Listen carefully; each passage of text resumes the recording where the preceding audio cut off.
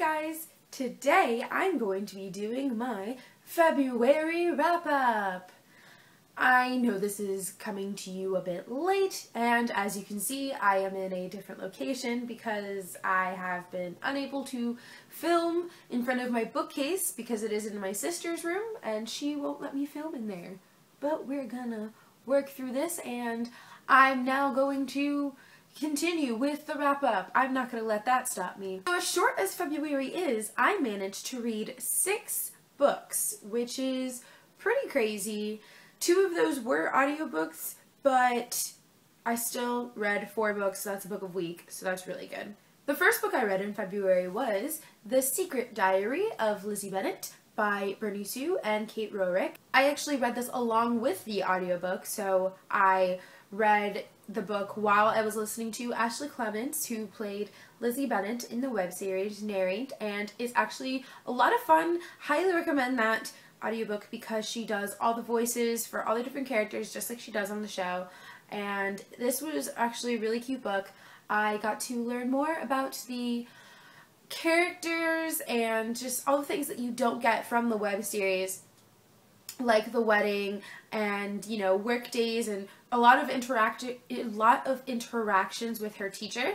And so this is a really good book and I gave it 5 stars. The next book I read in February fulfilled one of 3 challenges that I was able to complete, and that was a book that came out the year you were born, which was 1993. Finding a book that actually came out in 1993 was a bit more difficult for me than I thought because the books that came out that year were either sequels, or they were like part of a series, or they were super boring. But I managed to find a book that was the first in a series, came out in my birth year, and is one that I've been meaning to read for a while.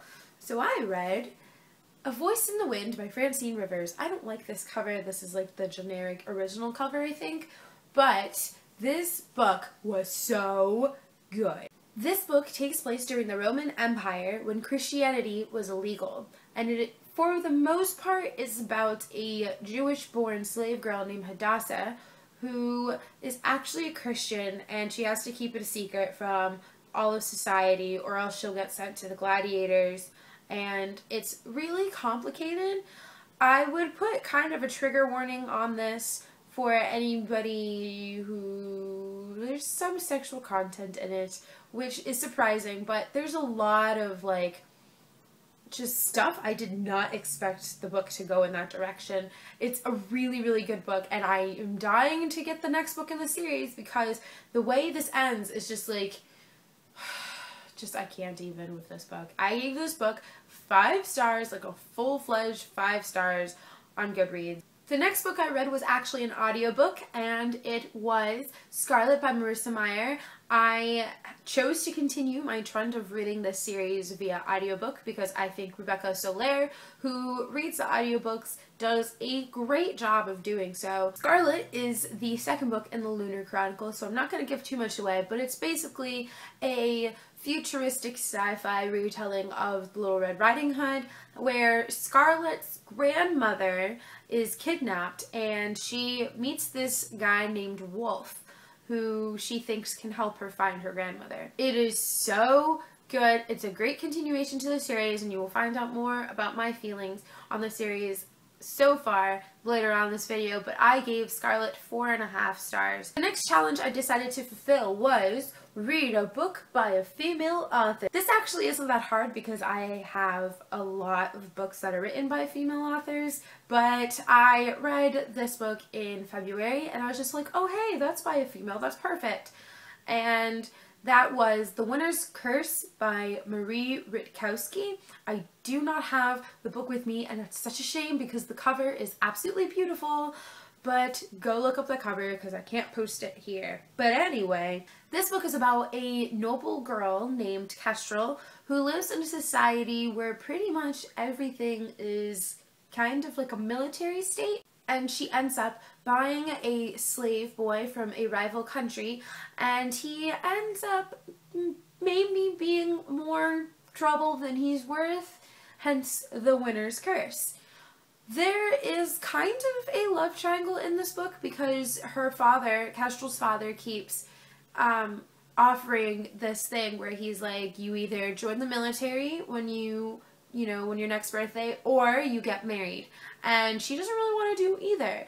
But there's a lot more political stuff in this book instead. So I kind of knew that going into this, but I did not expect it to be as political as it was. There's a lot of war strategy and military talk, and just it's very strategic and political book. Everything is because of society says so, and it's a lot different than a lot of young adult books I've read. But it was also kind of refreshing to get that too.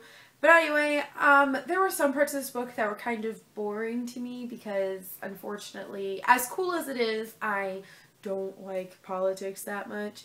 So I gave this 3 out of 5, 3.5 stars on Goodreads. I put it as 4 on Goodreads, but 3.5 stars. The next book I read qualifies as a book that's set in a different country. And also, since February is when Valentine's Day comes along, this was even more perfect to read this book this month, and that was The Rosie Project by Graham Simpson. This book takes place in Australia, and as I don't live in Australia, it is therefore a different country. This book is kind of like if Sheldon Cooper from The Big Bang Theory decided to take a wife.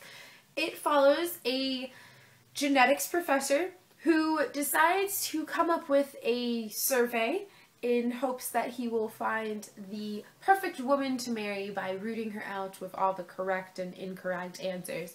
And along the way, he meets this woman named Rosie who is trying to find her biological father, and as he's a genetics professor, that's right up his alley, so he decides to do it, even though Rosie is the exact opposite of the kind of woman he is trying to associate himself with. This was really cute and really funny. I read this kind of quickly, and they were just parts and it was just like, oh my gosh, I can't even. And I gave this 4.5 stars on Goodreads. The last book I got through in February was actually Cress by Marissa Meyer. So I read the audiobook for the final book in the, well, we still have one more book, but the third book in the Lunar Chronicles. This one is a science fiction futuristic retelling of Rapunzel. And first of all, this is actually really smart because Rapunzel comes from rampion, which is actually a type of lettuce, and cress is a kind of plant I found out while I was reading this book. So that was actually really cool on her part that she decided to go with cress and then crescent moon, and it just works. But anyway, I thoroughly enjoyed this one too. This one was really, really funny, and we got to experience a lot more places. The world, the world that all of this story takes place in, it just keeps getting bigger and bigger because you have all of space, but you have all of the planet, and it just keeps going all over Earth. It's great.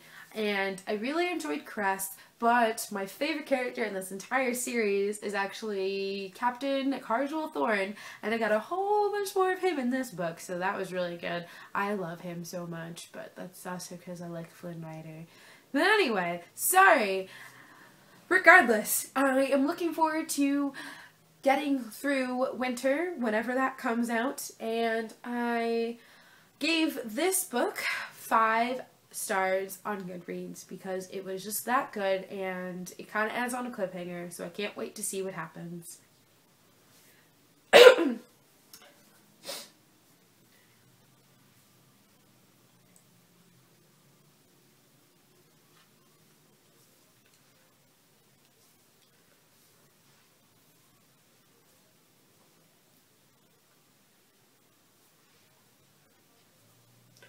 Alright, so that was my February wrap-up.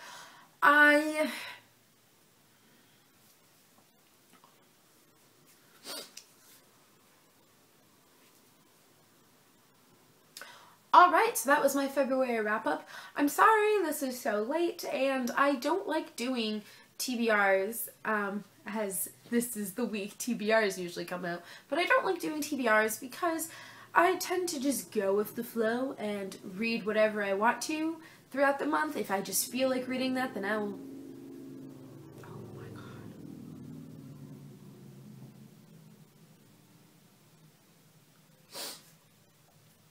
Alright, Alright, that was my February wrap-up. I'm sorry again that this video is so late and that this isn't a TBR because I know that this is the week people usually post TBRs, but I actually don't like posting TBRs because I kind of just go with the flow with reading and I don't like to plan ahead on what I'm reading unless it's like a holiday or something.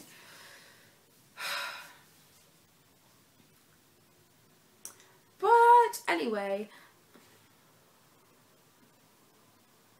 regardless, I'm looking forward to reading lots of stuff in March because of spring break. Woo! Anyway, I hope you enjoyed this video. All the information that is usually down below is down below, and I will see you again next time. Bye!